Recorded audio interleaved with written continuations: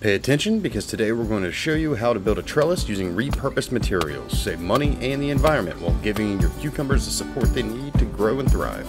Stay tuned for our step-by-step guide that will have your garden looking amazing in no time. Welcome to Guy's Garden and DIY.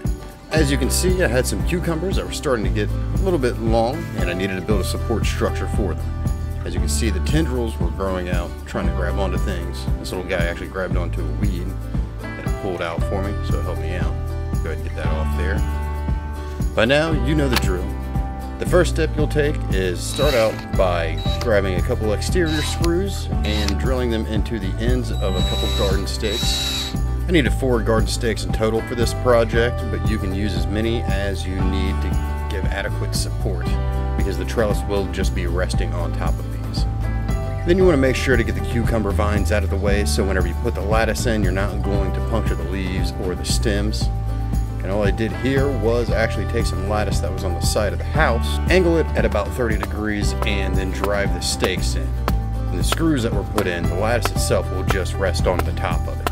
And with it being at 30 degrees, it will be easy for the cucumbers to climb. I used this bamboo lattice because we had already had it lying around, but really any strong lattice will work for this project as long as you're able to slide the stakes through and give the proper supports with the screws.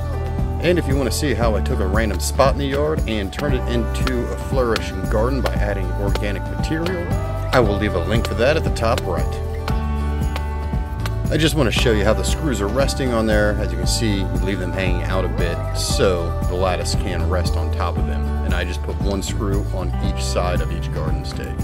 If you like what you see here and are interested in more easy to do projects for cheap, be sure to like, subscribe, and turn on notifications to help out the channel and help keep us producing more content for you. And when you're finished, just give the cucumbers a head start by guiding them in the right direction. And there you have it.